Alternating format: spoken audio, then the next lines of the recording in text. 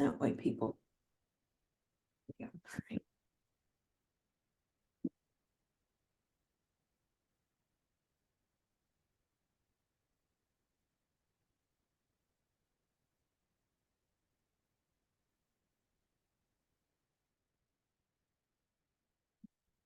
Popping in yet? Participants? Oh, yeah.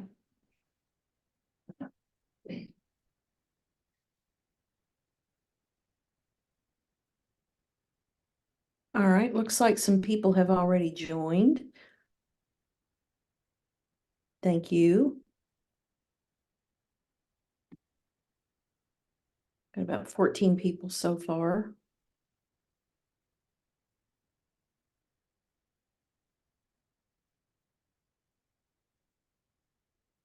Hello, Tony. I see you in the chat there. Andrea, yeah, good morning or good afternoon.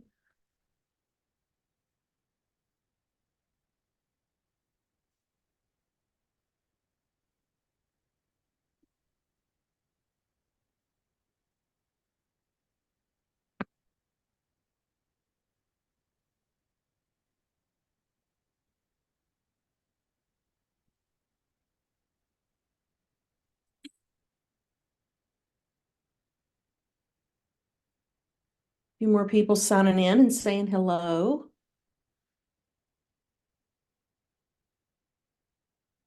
Deborah, Belle, Nick, Evelyn.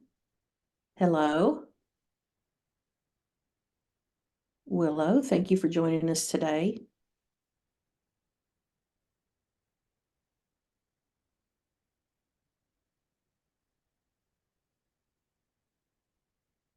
We've got a couple more minutes before we officially get started.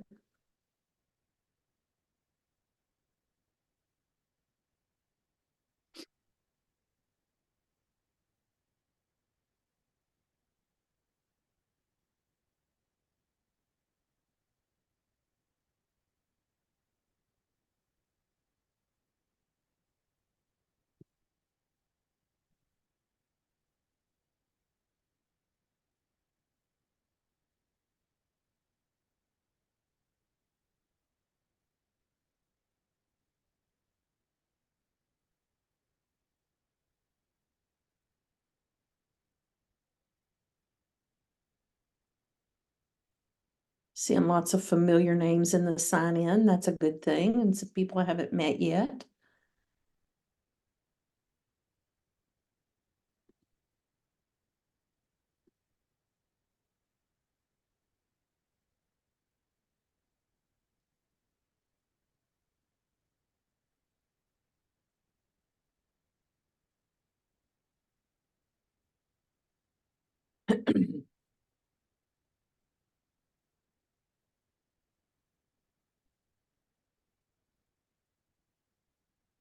All right, well, it is noon on the nose. And again, welcome everybody to our community table webinar today. And we've got a topic today that I think all of us have a vested interest in.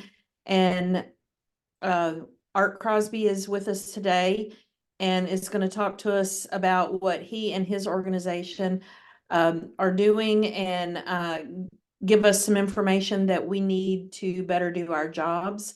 So Art, I'm just going to turn it over to you. And if we have time at the end, we'll take some questions. Yeah, that sounds great. So Okay. share my screen. Everybody seeing that? Yes. Okay. All right. So my name's Art. I'm the director at the Fair Housing Council or Kentucky Fair Housing. We are a nonprofit that operates throughout Kentucky. We help individuals with housing discrimination issues. We do a bunch of other stuff. We investigate claims of discrimination. So we're legal advocacy for that. But we also do testing. So one of the things is we send out testers throughout the state just to see if they're treated different based on one of the protected classes. And we also do a lot of training, so education and outreach. Those are our big things. We're going to talk mostly about gender today. We'll get into some other things, but our big focus is going to be on gender and how that applies. And I'm going to talk about two things. One is the federal law and kind of the state law, but also specific regulations. But we're going to start by talking the federal law. And we'll start by the history of how that federal law even started, right? So something happened, well, in April 4th, 1968.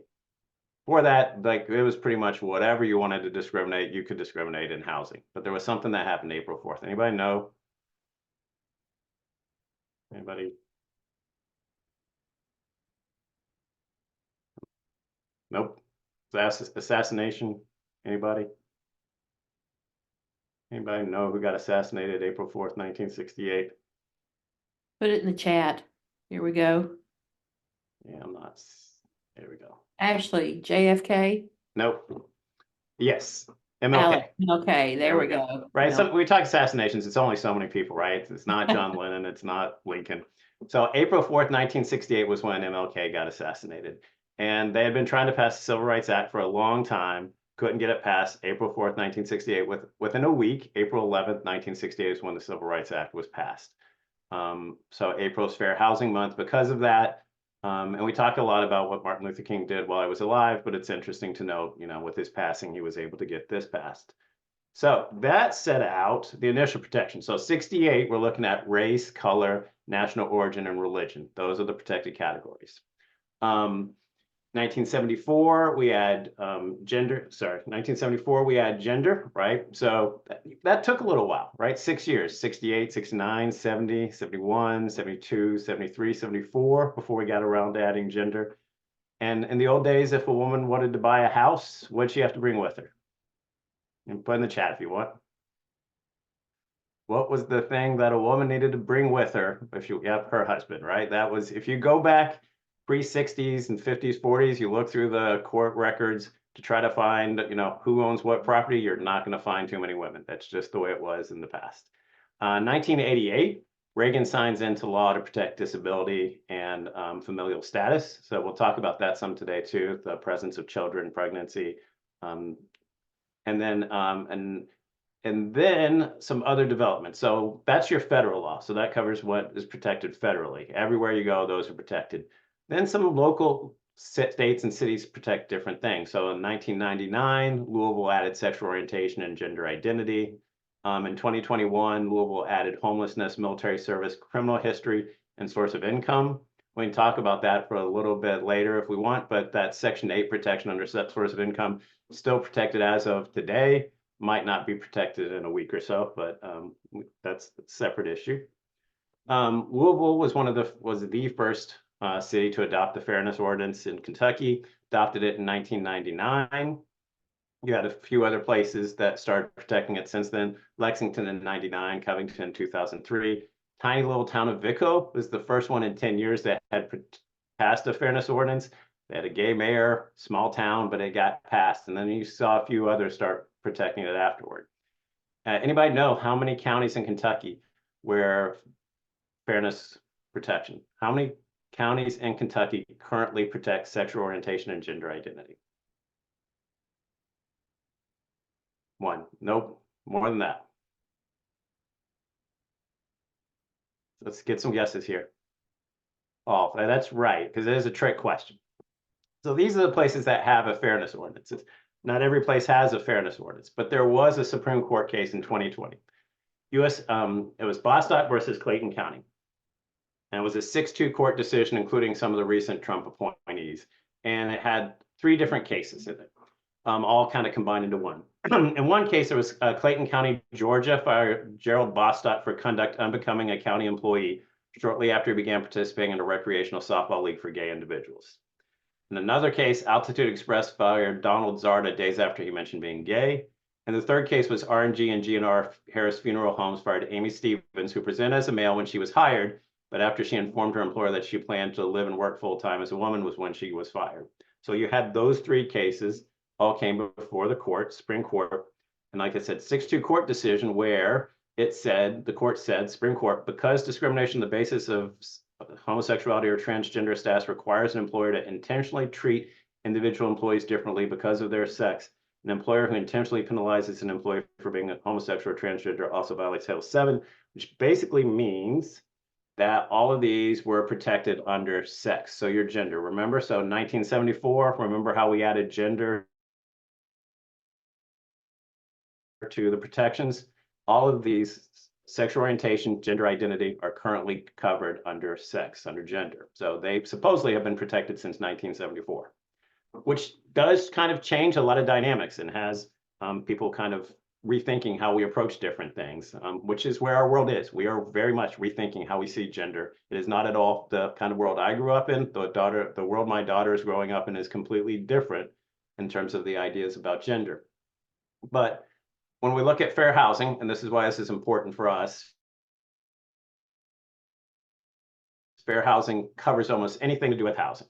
It's subjecting person to different terms and conditions, denying housing, retaliation, steering, harassment, all of that is covered. Anything that deals with housing, and almost any type of place where people live is considered housing. So housing isn't considered for the Fair Housing Act. Homeless shelters are considered housing. University dorms are considered housing. Student housing is housing. Rooms for rent, nursing homes, all of these are considered housing. Shelters are considered housing because it's where a person lives, right? It's where they say. Now, there are some scenarios where a shelter might not be, because in a scenario, a prison is not considered a housing under fair housing, a hospital and a hotel's not it's just temporary stay. It's not your home. So the Fair Housing Act does not cover hotels, but those would be considered under public accommodation. So it's not like there's no protection, but they're not under the Fair Housing Act. So usually they're looking to see if it's a dwelling where you live, which is that your only home. Is there a rent, how long you stay? But in most cases, as long as people are regularly returning, the shelter is normally considered under the Fair Housing Act. So that's the federal law. So under your federal law, we're saying you can't discriminate, you can't treat people different based on gender. We're also going to add another layer on top of that, and that's HUD's equal access rule. So that came in 2016.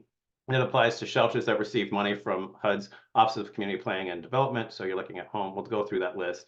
But basically, you're getting federal money that puts you under this. So you already have the federal law, and then you would have this as well. So it applies to general shelters and shelters that were set up to be single-sex shelters. And basically, it said that transgender individuals and other individuals who do not identify with the sex they were assigned at birth must be provided access to the programs, benefit services, and accommodations in accordance with their gender identity, just the gender that the person identifies with. And shelter placements to be made in accordance with their gender identity, even with shared sleeping and bathing facilities. You cannot subject individuals to intrusive questions, and you cannot require documentation of an individual's gender identity. So these were all things that came in HUD's 2016 equal access rule. Now, there was some back and forth on this rule. You had 2020 with the Trump administration. They had a proposed modification that shelters could voluntarily establish a policy to govern admission determinations for situations when an individual's gender identity did not match their biological sex. So that was proposed in 2020. But under 2021, when Biden came in, they kind of scrapped that, passed an executive order that all persons should receive equal treatment of law, no matter their gender identity or sexual orientation. So we're talking about, again, the federal law. You also have state law, city law, and this equal access rule, which then starts really changing the dynamics of things. So I've been doing, presentations to shelters for the 20, 30 years that I've been in the business, right? We've always talked about, can you run a male-female shelter? And that's one of the big questions. I think it was a big question 20 years ago, and it's even more one now, because I think the answer is no. I don't think you can separate based on the way the law is, that you can't discriminate based on gender. Can a shelter ask about a person's gender? Can a shelter let a person select potential roommates based on their gender? Does a shelter have to refer to people in the shelter by the gender they identify with? What responsibility does a shelter have if a person at the shelter harasses another person on the basis of their gender expression? All of these are, they're not new issues, but they are continuing to develop issues. And I will tell you that as long as I've been doing this, and whenever I get to the point I think like, okay, I've got it all figured out, new stories come, new situations, we're never going to hit the point where we've got everything covered. We know exactly what to expect. Just different things will continue to evolve from here. And that's kind of where we're going to have to be. We're going to have to adjust policies. You might have to have a single occupant bathing facility, depending on the shelter size, document and retaining records. But again, people who are presenting as non-binary, gender fluid, gender non-conforming, if gender is relevant to placement, then the individual should be asked their preference for placement. That's gonna, that's part of the equal access rule, but I would argue it's gonna be federal, whether you get federal funding or not, it's gonna apply based on the fact that you can't discriminate based on gender. That's just where the law is. Kentucky has some specific exemptions. Now, this is only Kentucky. This is not the federal law, but Kentucky had within it some exemptions to the gender rule. Because just, again, thinking about in our system, how used to it we are to having things differentiated based on male and female. And then coming back to the idea of the law actually says you cannot treat people different based on male and female. And when we're saying you can't treat people different, it's not just you can't deny, but we're talking the same. It's, it's not okay to have just like it wasn't okay in the 60s to have a black area and a white area, it's not okay to have a female and a male area, right? Like that's kind of where things are going. And that's what the law on its face says. The federal law says you cannot treat people different based on gender. Now, Kentucky did have a few exemptions built into it for the state law. The YMCA, YWCA, and other dormitory places could potentially treat people different based on gender. A landlord who refused to rent to an unmarried couple of opposite sex could do that. A landlord who chooses to rent only to men or women if they didn't own a certain number of units. Rooms or rental units where there's a shared common bath or kitchen facility, and other exemptions for personal modesty or privacy could exempt you under state law, but it's not going to exempt you under federal law. So you're still having those issues. And there was also some stuff on advertisement where nothing in the advertisement restrictions used dormitory facilities by educational facilities, but even that we're not even sure would apply again.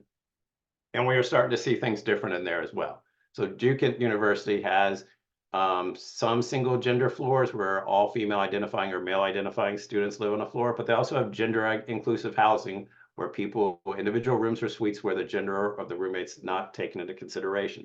This is just where things are going. University of Michigan, same thing. They have gender inclusive housing. Society is changing. The idea of people being separated based on gender is slowly changing. And this is where it becomes a big issue because people should not be denied housing. Our goal is to make sure that there's equal housing for everyone. So this is an example of a senior community.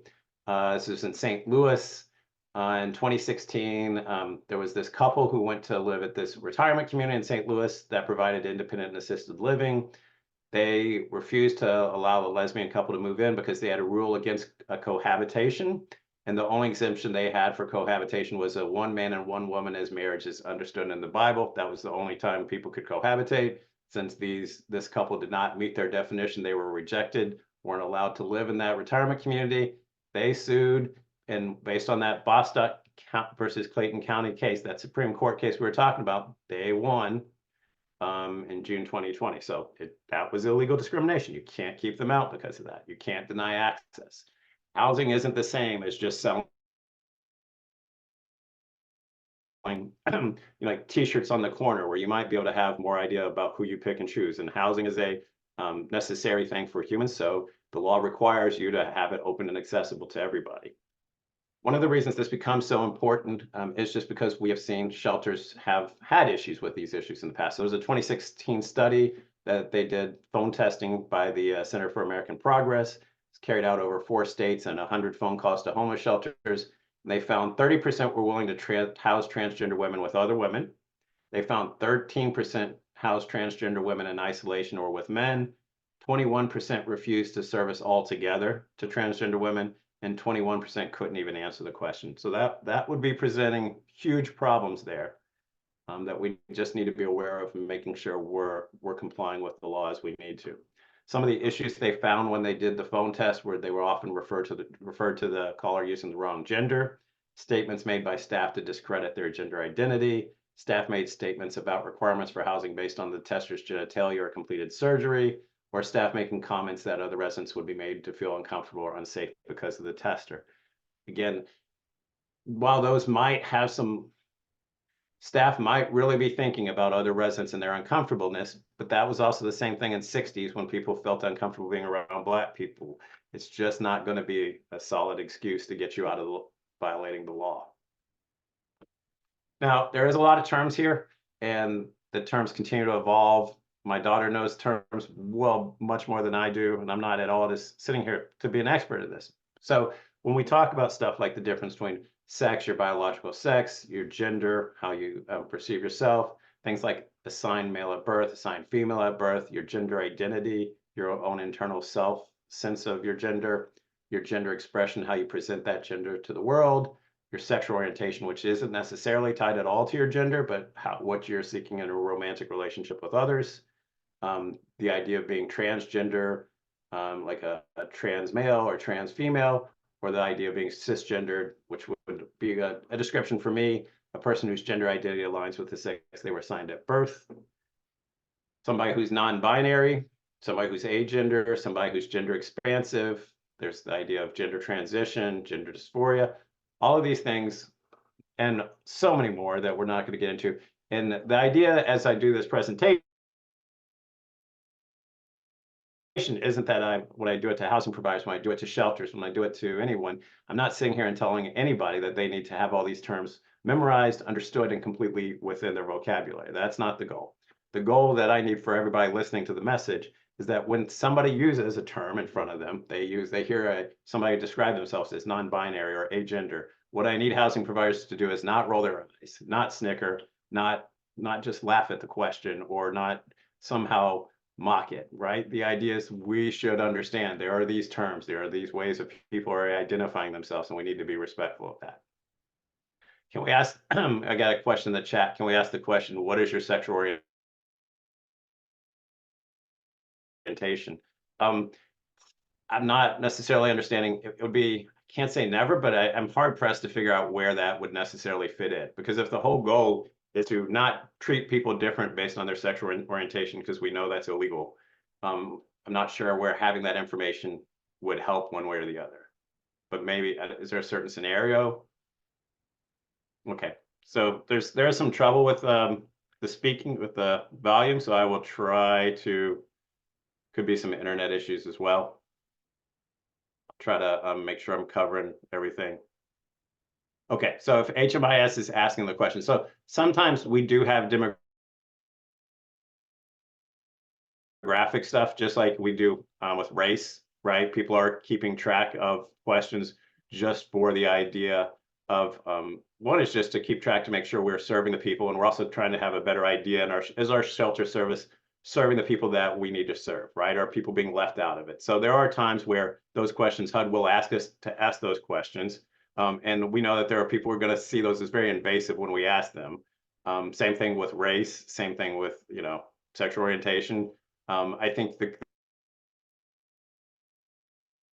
the trick is when you're asking those questions to make sure people understand why they're being asked and make sure that they understand it's not affecting at all how they're going to be treated with the service they're receiving. Does that make sense? Let's see. Yeah, and if your client doesn't want to answer, I think that's always fine. Yeah. But again, when you're asking those, I'd always be careful to make sure that they understand kind of the purpose. I want to talk briefly about pronouns.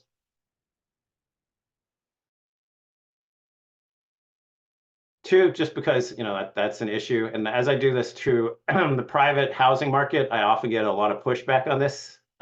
They do not like the idea of having to work with pronouns, and this is a very oversimplified example that I give them, so I'll share it with you. But it's kind of my way to talk to the private market when they're struggling with the idea of having to use people's proper or the pronouns as people request.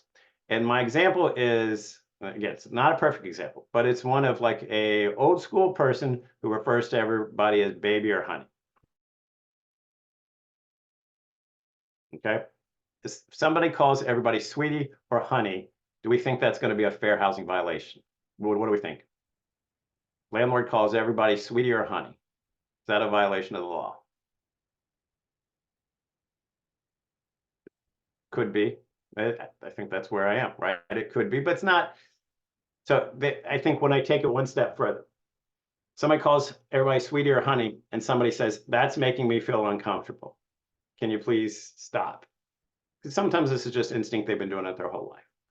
Somebody says, can you please stop calling me sweetie or honey? The person then slips up again, calls them sweetie, immediately apologizes and says, look, I'm sorry about that. I'll try, quick apology, moves on.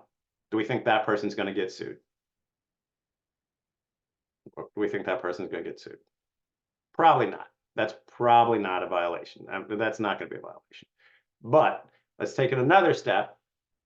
Individuals, somebody says, hey, that's making me feel uncomfortable. The landlord then doubles down and just calls the person sweetie, honey, every time to their face over and over. What are we going to do then? Is that going to be yeah, we probably are getting pretty close to sexual harassment that way, right? Yes, it is rude and gross, not cool. That person, there should be ramifications for that. That is how I try to convince, or how I try to explain to the private market individuals how pronouns are working in the fair housing world. If you use the wrong pronoun, is it going to get you sued immediately? No, it's not. If you use the wrong pronoun accidentally, somebody corrects you, they tell you, if somebody says, that's not my pronoun, you still mess up, you use the wrong pronoun, they correct you, you apologize immediately, you move on. Are you going to get sued? No, you're not going to get sued. If, however, somebody asks you to use different pronouns, you then double down and call them the wrong pronouns over and over again, you probably are looking at a fair housing violation. You probably are looking at harassing somebody based on their gender. You probably could get in trouble. So I want to convey both of these things. That one, innocent mistakes on pronouns are not going to get you sued. But pronouns still are important. And if you're intentionally trying to harass people or just you don't accept their pronouns, that can get you in trouble. There is legal liability there. So simple, ask politely, and just as with anyone, you go with the name, they introduce themselves, use the pronouns they give you. Absolutely. They, them, right? That's always, the other thing I like to tell people is this is not something completely new. I know the pronouns seems, it's a much bigger issue than it was in the past, but my office has always gotten calls from people who we could not necessarily tell what gender they were when they were called. And my staff in the past we had one individual who had a very feminine sounding voice. It was a man. And every time I got a new staff member, they would always misgender him over the phone, right? But how you handle that? Like, we correct it, try to get it fixed, try not to do it. But these aren't brand new issues. These are things that have been around for some time. So again, if you don't know, use they, them, ask people their pronouns. If they tell you their pronouns, there's nothing wrong with that. The other thing I will say, so she, her, hers, they, them, you will get some different things in the future too. Again, not rolling your eyes, trying as best as you can to meet people where they're at. Yeah, even more so with email, if you've never met the person, you may not know their gender. It's another thing, right? Email, if somebody's got a gender neutral name, it's kind of hard to figure out. The idea of us having to call everybody Mr. and Mrs., right, may not be the same moving forward. So, as we try to talk to people using people first language, stuff like differently able versus people with disabilities, and then making sure we understand the idea of outsider identification versus self-identification. So some groups who might refer to themselves in a certain way doesn't necessarily mean if you're in the outsider identification, you can use those. I had this I did this whole workshop with this group that does maintenance for housing authorities, right? So it's a housing authority maintenance work group, and there's all maintenance people, mostly men, but not all men. And I'm giving this presentation, and during the presentation, one individual just says, look, I just can't handle that. It just is against my religious beliefs. I don't think I can work with people in that setting. Like, just not something I'm comfortable with. And, we had to take a second to kind of pull back in the idea of, while we're not trying to ask that person to change their religious beliefs, we do need to recognize that that person is doing in the public work of providing housing to individuals. And if they choose to be in that field of providing housing in a public manner to public individuals, not just because they're a housing authority, but they are in the world of providing housing to the public, it does create the law does create certain requirements. So it's just the same as if I was Jewish and I refuse to rent to any Christians, or if I'm Christian and I think I can't rent to a Jewish person because it's against my religion, I can't be in the housing business. And if I'm a maintenance person and I can't go do maintenance on somebody because they're trans or they have a different sexual orientation, if I can't, then I can't be in this business. That's just where we are. And that was the conversation. And sometimes people can hear that, and sometimes people have difficulty understanding that. So some examples of housing discrimination, how we see it play out. This is just stuff that HUD is listed, but a realtor refuses to show houses to people because an individual is transgender. Housing provider who refuses to rent a house to a same-sex couple because their family composition, which is composed of 2 individuals of the same sex rather than 2 individuals of opposite sex. We saw that in the nursing and the retirement community one. Maintenance worker employed by housing provider subjects a female tenant to pervasive harassment because she's a lesbian. That will get you in trouble. Tenant who is evicted after the housing provider discovers that they dated somebody of the same sex, get you in trouble. These aren't really breaking news here. Same-sex couple asks a realtor, goes to a realtor only shows them in a LGBTQ friendly area, right? Like thinking through, you're a realtor who's showing people around, you're thinking, oh, I think they might be more comfortable. But the idea is if you only show them those, you are limiting their access to see other things. A building manager refuses to authorize repairs after observing the teenage daughter holding hands with their girlfriend because they don't approve of that. That's just like we were talking about the maintenance person. You cannot do that. Doesn't matter if it's senior housing, you can't put in these types of requirements. So that's just the federal law. Again, that stuff, it doesn't matter whether you're HUD funded or not. You can't discriminate based on gender orientation, sexual orientation, or gender, right? They're all covered under federal law. But even as we get even deeper in, programs that receive this federal funding, and we're talking ESG, COC, HOPE, CDBG, home program, CPD, any of those are all covered under the equal access rule that we're talking about. So it's a separate layer, another additional layer on it. And again, if you're under that, you must determine eligibility for housing regardless of a person's sexual orientation, gender identity, or marital status. So marital status gets added in here. You can't treat people different because whether they're married or not. You have to grant access to HUD-assisted housing programs or facilities consistent with the person's sexual orientation, gender identity, or marital status. You cannot ask people to provide anatomical information or physical or medical evidence of their gender identity, which also just seems ridiculous. The whole idea about asking people to provide anatomical information, I don't know who wants to be in that business. That would be a horrible business to be in. And you have to address privacy concerns raised by residents or occupants. So that's part of the equal access. So we talked about the gender component. There's also a family component. We also briefly, I got to the marital, right? You can't treat people different based on their marital status, whether they're married or not.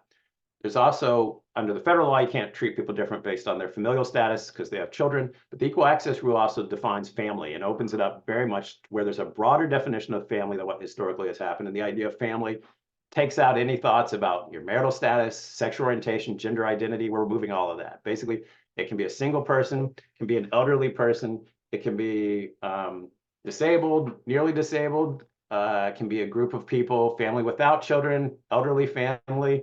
It's not unusual to see elderly people who each there to kind of like they're subsisting together, right? Like that's how they help each other get along, displaced family, all kinds of different scenarios.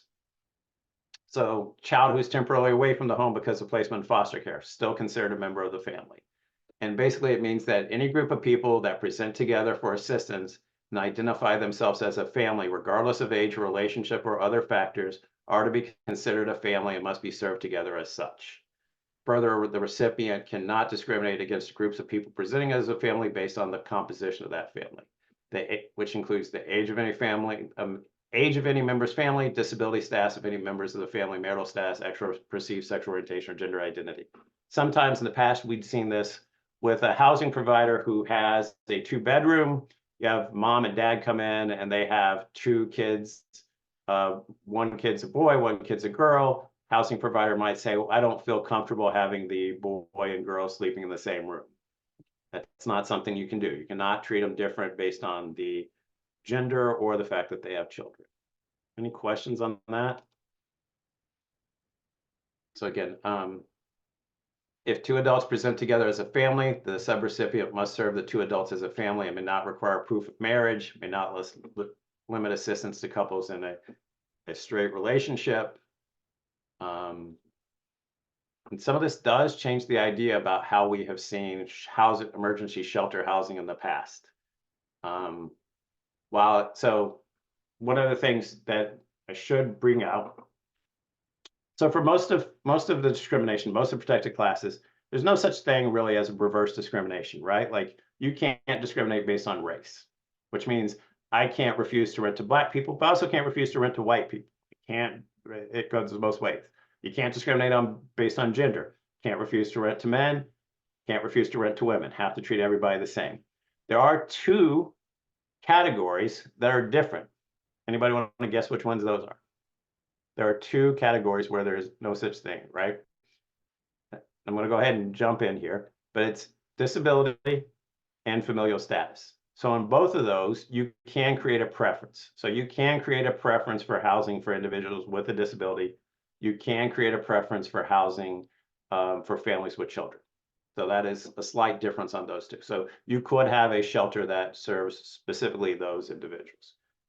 But even those, even if you're doing one for shelters, you still can't limit to, like, you can't prevent a single male with a minor child from staying there, or any household made up of 2 or more adults, regardless of sexual orientation, marital status, gender identity. Everybody has to be served. So in this example, the emergency shelter or housing program would not be required to serve families composed of only adult members and could deny access to those types of families, provided that the adult-only family members are treated equally. So if you have one just for kids. So just going through some of these real quick. Shelter cannot separate teenage boys from their family. Program cannot separate out or deny assistance to adult men that present as part of the family. Shelter or housing program may limit assistance to households with children. It may not limit assistance, for example, to only women with children. You have to let men with children as well. If 2 adults present together as a family for housing, you must serve the 2 adults as a family and may not require proof of marriage, may not limit assistance to couples in a heterosexual relationship. A housing program cannot reduce the size of a family because one child is in foster care. A group of people that present together for assistance and identify themselves as a family, regardless of the age, relationship, or other factors, we have to consider it a family. Family must be served together as such, regardless of how they present. Providers need to be able to serve every kind of family, regardless of the ages and sexes of the adults and children, and involuntarily separating families based on the gender or age of their minor children is a violation of HUD regulations. Shelter has private rooms in which a family can stay together, then the family must be able to stay together in that room together if they choose. If the standard practice is to put down mats in a conference room for everyone who is considered overflow, then it can shelter a family together in that space. If the standard practice is to place a family in its own room, it would be acceptable to leave a bed empty to accommodate the family, e.g. a family of 4 could stay in a unit with 5 beds and the 5th bed might be left open. If a family presents for permanent housing and one child is in foster care, it would be acceptable to house them in a larger unit and document it as necessary for family reunification. Any questions kind of on just admissions? Who's allowed in? Okay. Then we get to the other, this is where it kind of can become complicating. So you can't deny admission to somebody because they're trans or because they're gay, because you think, oh, they'll get harassed by others. One, we know that can happen, but we know that's not expected to happen, and it should not be expected to happen. And again, that would be the same thing as saying we can't rent to black people because we have a lot of racists here. That's not a fair or legal reason to deny people housing or access to shelter. But once people are placed in, so we're going to place everybody in. Once people are placed in, though, if problems do arise, the shelter has an obvious requirement to start addressing harassment if it does happen. So, and it gets a little complicated here. Anybody who's been in housing, anybody who's been in shelter work, anybody who's been in anything, no, people don't always get along. That's a given. That is something we're going to work through. And at no point in this should I be taken to say that shelters need to make sure everybody gets along, because that's just an impossibility. But if disputes rise based on harassment based on one of the identities we talked about, so if it's sexual harassment, if it's racial harassment, if it's harassment based on their gender identity, if it's harassment based on their religion, if it's harassment based on their sexual orientation, all of these things need to be treated seriously, because there is legal liability if you don't. Doesn't mean you fix everything, doesn't mean you police it. well, you do police it. It doesn't mean you are the police, but it does mean you police it. You take the adequate steps to make sure people are protected from that type of harassment. Any questions on that? So, we see domestic violence issues pretty regular. We know domestic violence actually is considered in fair housing terms to be a gender issue because it's disproportionately women who are usually affected with that. So in our work, denying people because they're a victim of domestic violence becomes an issue. We see that all the time. That's something my office helps with. If you have people who are victims of domestic violence and are either getting kicked out because they're a victim of domestic violence or refused housing because they're a victim of domestic violence, those are things that we absolutely want to work with and help through. So again, evictions for calling the police, disturbing neighbors, evictions charges for damages to the property from a DV incident, refusing to rent to survivors of domestic violence, or refusing to let a survivor out of the lease so they can find safe housing. All of that is stuff that we work on. Can also deal with there's a Kentucky law specifically set out with domestic violence protections where a landlord is prohibited from terminating a lease, failing to renew a lease, or refusing to enter into a lease because of persons in domestic violence. The other thing we see, this is what I really am very focused on reaching out to shelters about because it's something that we see so much of, but sexual harassment, especially we have seen in people who are very housing vulnerable. When they go out and apply for housing, predators who are looking to take advantage of that vulnerability. And it tends to be, not always, and I don't want to say this is the only situation, but we're tending to see it in older white men, usually sometimes even 60s, 70s, 80s, who have housing, making it available, but conditioning it on sex or preying on people and creating a hostile environment, which can be one of two things. The idea of the hostile environment, unwanted sexual advances, gross remarks or gestures. We see, we've seen landlords where a tenant will just wake up in their bed. The landlord will be standing right outside in their room. We've seen landlords delivering text messages, flowers, making all kinds of inappropriate comments. We've seen landlords get to the point of sexual assault on tenants. These are things not only are we very interested in, but the Department of Justice is very interested in.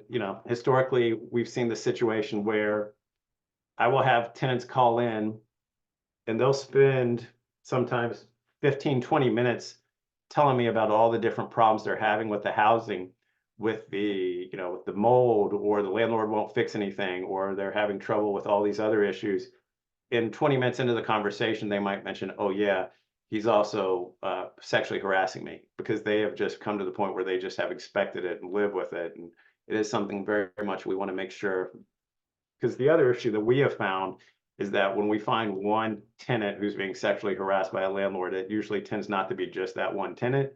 These are things where a landlord doesn't usually just out of the blue decide to do. These are things where a landlord has been building up and trying it on multiple different people over a long series of time. So very invested in finding out when that happens, very invested in trying to make sure that doesn't continue to happen.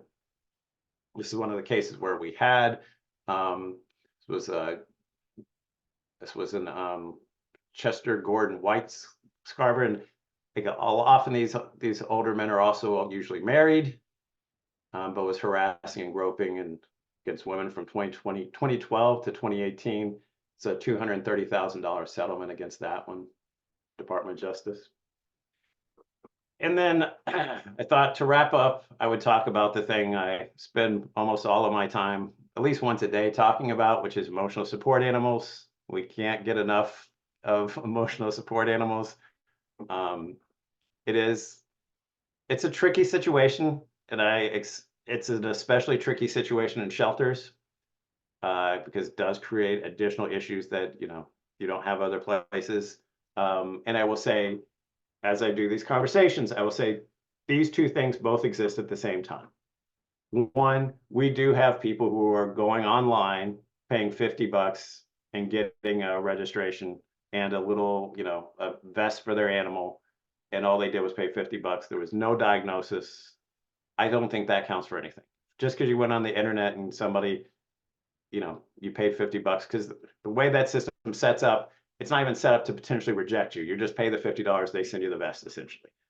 We do not consider that sufficient verification that you have a disability need for a support animal. But we also know that there are tons of people out there who legitimately would stay in freezing cold temperature, putting their life at risk rather than give up their animal. And we do know that there are a ton of individuals who continue to need that kind of connection with humanity, or with, just some kind of connection, right? So we do know that emotional support animals is just an increasing need for a lot of different people.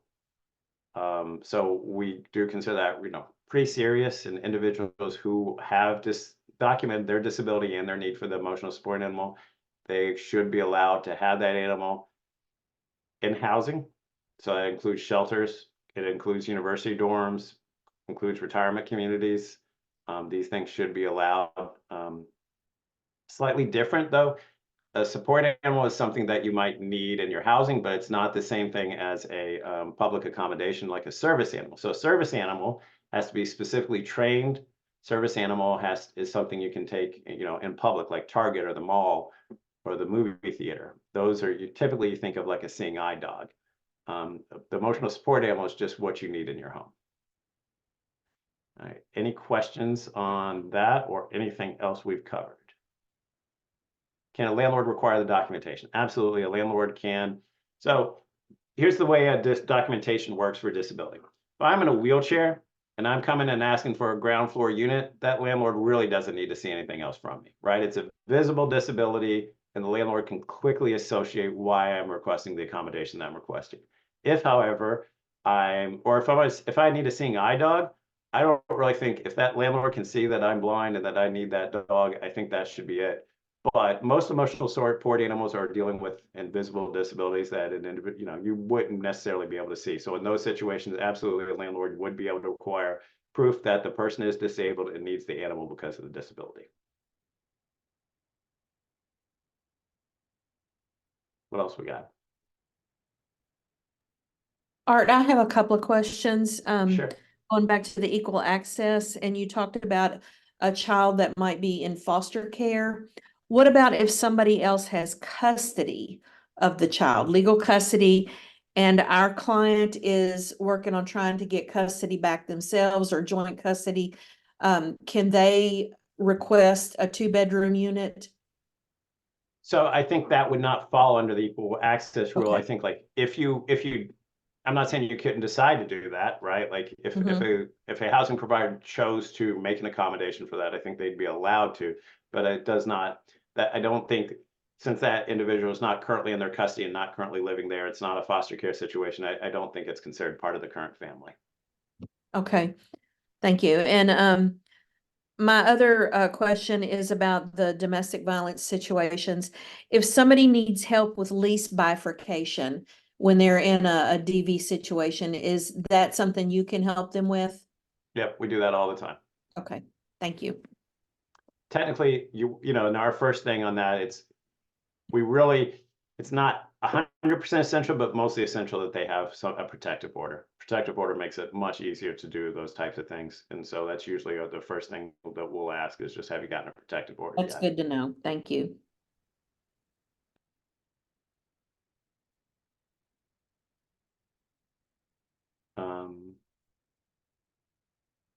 Can a landlord require the documentation, the animals document? Oh, well, like the landlord would be entitled to get, like, if they have a policy of making sure animals have their vaccinations, that kind of thing, that's an acceptable thing that a landlord could require. The landlord, however, can't require additional deposits, additional fees for a pet, for emotional support animal. A landlord also can't have breed restrictions or weight limits for emotional support animals.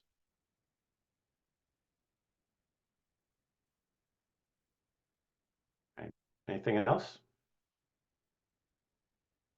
Service animals in shelters. Does the animal have to remain with the resident at all times? Can they be left in the shelter for the resident to go to work or shopping? So service animal, like when we're thinking about the service seeing eye dog, right? Like the seeing eye dog is probably going to go with the person almost everywhere. So one of the, it gets a little complicated. So, but the emotional support animal is what they might need in their home. So if let's say a shelter, it's a bigger shelter and it has a communal eating place, right? You could probably keep the support animal, there's some gray area here and, we'd want to talk about the specifics, but you could probably keep the support animal out of the communal eating area. You wouldn't necessarily be able to keep the seeing eye dog out of the communal area.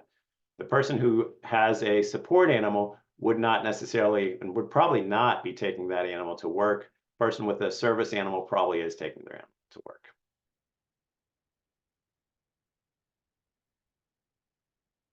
Any other questions? All right, so the other thing I want to encourage is I do want to encourage people to reach out to us with questions because we love working through questions. I love getting emotional support animal questions. It's just, it's what we do. Because I do, those are things where like, I am very invested in, it's pretty easy for me to sit up and say, don't treat trans people different, don't treat Black people different, don't treat disabled people different. It's really easy to say those kind of things, but we all know the way the real world works. There's a lot of gray area in terms of practical things that come up and how things are interacting. And if I say this, what does that mean here? And like I said, when I think I've seen it all, there's always a new situation, especially in shelters. There's just always brand new things that I had just never even considered before. So, always when you get something really, interesting and entertaining, feel free to give me a call and we can talk about the best way to kind of approach it. And I will give you both answers. We'll talk about practically speaking what you should do. I'll also talk with you legally. How do we make sure you cover your butt? Because one of the things I want everybody to kind of keep in mind is that on these kind of things, if there is a violation of the law, it's not just the company that could get sued. You could personally, individually get sued for taking away somebody's civil rights. So there is at least a potential for liability here that we all want to like really kind of think through. Yeah, I can send a copy of the presentation.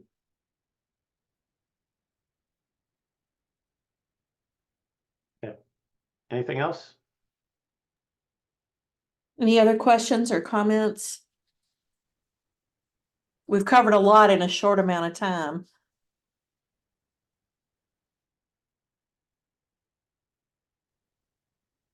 Okay, I see a couple more things pop up here.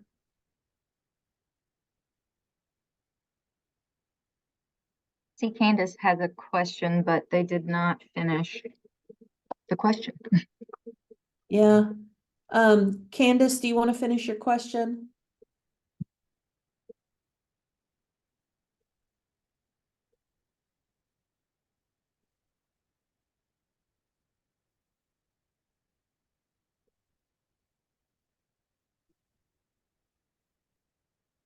Okay, everybody will get a copy. Candace, there we go. There we go. Yeah, anybody that registered and is in here today will get links to copies of all this. All right, Candace, real quick, do you know how to report a landlord is charging rent to people, but the place is uninhabitable? I mean, there's not a lot you can do. So Louisville has a really good code enforcement. They will come out doing inspections. Even that, though, you always have to be aware they could potentially condemn a unit, and then the person might not even have a place to stay after that. So there are things that just become really difficult. And just real quick, my soapbox here. Just want to get on my soapbox just for a second. But the way our system's set up, if you don't pay your rent within 7 days, you can absolutely get kicked out. They'll say you violated your lease. You lose all your rights to that property. The landlord doesn't do what they're supposed to do. They don't fix up things. They just leave mold. They leave a big hole in the ceiling. Mostly there's just they're working on it, give them more time. There's not really the same. It is not a equal system in terms of who's violating the contract. That's just unfortunate.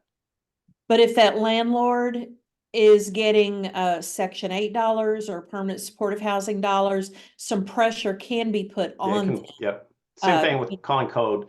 But even the Section 8, right. Section 8 could come and abate at the property, right? Right. But right. the tenant might still be stuck there. Also, Yeah. I did want to stay real quick. So currently in Louisville, it is illegal for a landlord to refuse based on your source of income. So because you have disability, child support, alimony, they can't reject you for any of that. Currently in Louisville, it's also illegal for a landlord to reject you because you're using a Section 8 voucher. They can still reject you for other things, for your credit history or bad landlord references, but they can't say no just because you have a Section 8 voucher. There is, however, a bill that went through the House and Senate in Kentucky, passed that said that would kind of overdo that for Section 8. The governor vetoed it, but it's very likely that the House and Senate will come back and pass it again. Now, that wasn't override it. just Section 8, that was any third-party Yeah, voucher. it did say federal funding, so there's some stuff that could be argued. I will also argue, my organization will argue that refusing to take Section 8 in Louisville has a disparate impact based on race. And because of that, unless the landlord has a real justification for a business reason justification, that could still be illegal. So if somebody is still saying no Section 8, we will still look at those cases even after. A lot of the participants that are in the session right now use Section 8, but they also use permanent supportive housing dollars, which operates a lot like Section 8, but it's not Section 8, but it is a third-party payment. Yeah. And a lot of our landlords just see it all as the same, but some will say, you will take Section 8, but we won't take a permanent supportive housing. Or they'll say, I'll take clients who have vouchers from this organization, but not this organization. Yeah, and look, my take is if they have a business reason for doing it, they can usually get away with it. We'll understand it, right? Like if the landlord's argument is like, I was working with, and this is not a real example. I was working with Catholic Charities once, and they didn't pay me, or they took 5 months to pay me, so I don't want to work with them anymore. Okay, that would be a legitimate business reason. You could do that. Our take is though, like if you don't have a real business reason, you're just, I don't want to work with someplace that's working with people with disabilities. I don't want to work with someplace that's working with domestic violence victims. I don't want to work with someplace that has predominantly African Americans using the voucher. My office at least will continue to try to advocate on those cases.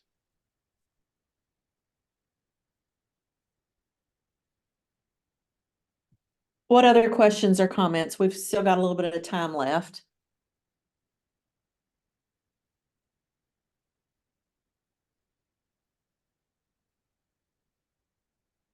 But I do have my information there. If anybody has questions, feel free to reach out. We love to kind of try to work through things interactively. Okay. Well, I think we're going to go ahead and wrap this up then. Art, we really, really appreciate your time and sharing your knowledge and your expertise with us. And I hope that people will reach out to you when their difficult situations arise. I know that you've got a good team of people working with you, and you all are usually pretty quick to respond, and you have a heart for the populations that we serve. So again, thank you very much for giving us your time today, and we'll make sure that everybody gets the presentation or a link to the presentation, and we will call it a day. Thank you, everyone, for your questions and your discussion.